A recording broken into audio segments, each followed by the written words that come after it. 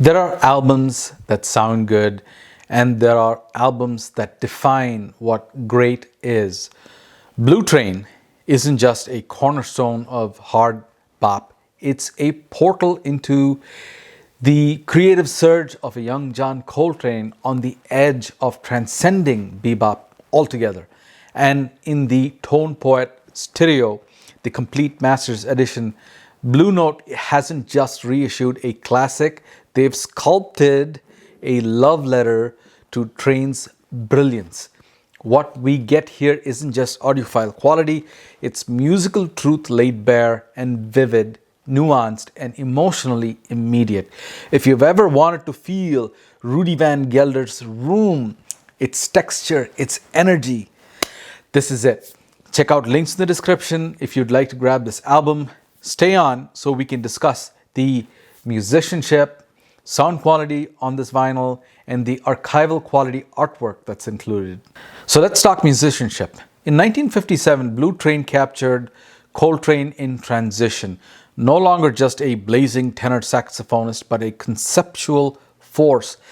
This album was the first and only Blue Note title entirely under his leadership, and it shows.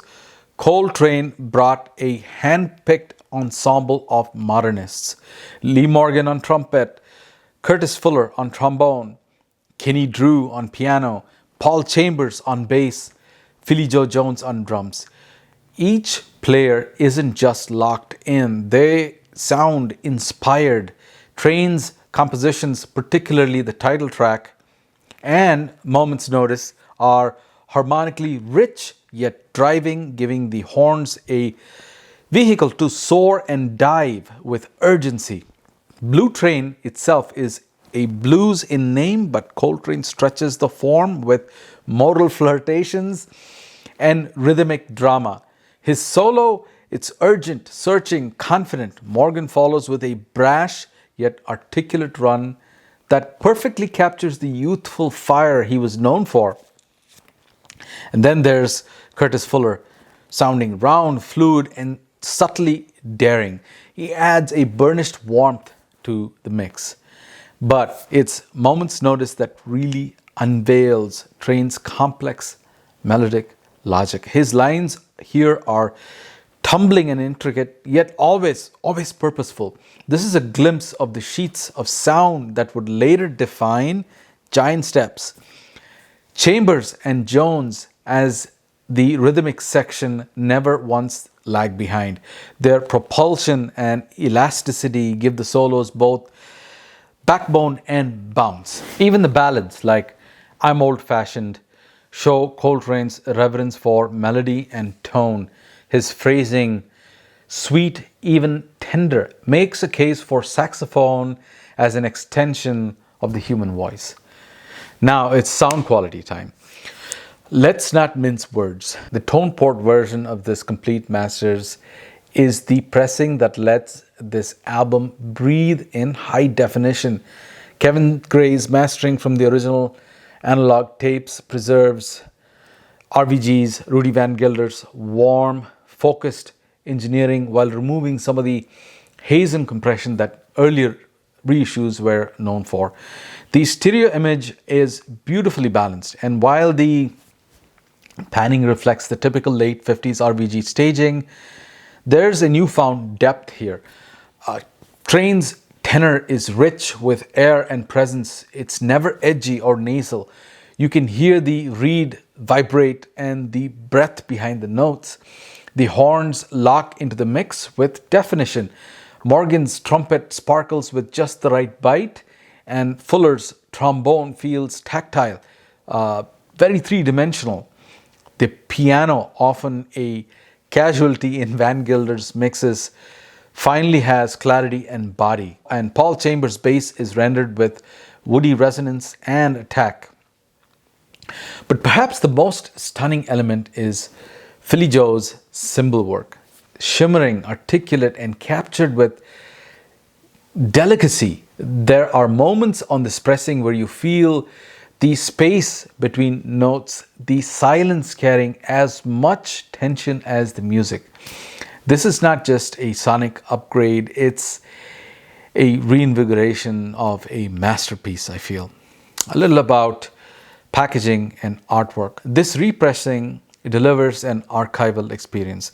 The gatefold jacket is beautifully constructed with heavyweight laminated tip-on covers. Inside, you'll find stunning Francis Wolff session photography.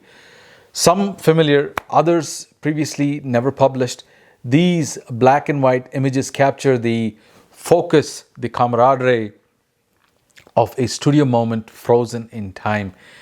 Even more compelling is the essay by Ashley Khan, a deeply informed and elegant overview of Blue Train's creation and legacy.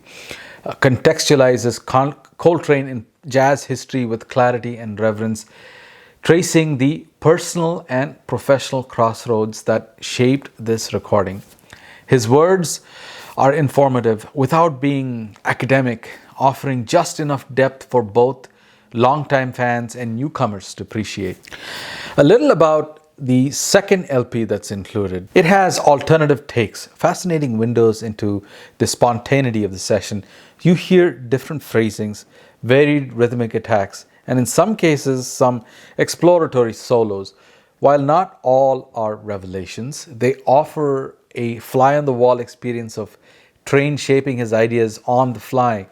The beauty of jazz lies in these moments, and this pressing honors that with fidelity and care. Does this pressing belong on your shelf?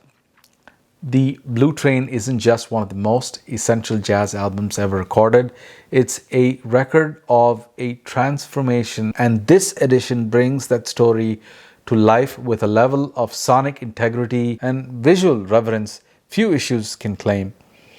Is this an audiophile's dream? Yes, but more importantly, it's a listener's homecoming. Whether you're chasing the magic of Coltrane's tone, Philly Joe's swing, or the full-bodied warmth of Chambers' bass, this 2 LP set delivers all that with conviction. Put it on, close your eyes, let the train take you. Don't miss out the links in my description to this album and some recommended vinyl playback gear.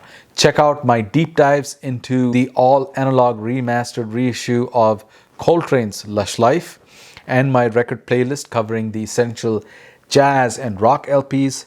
I'll be seeing you soon in my next video. Until then, take care.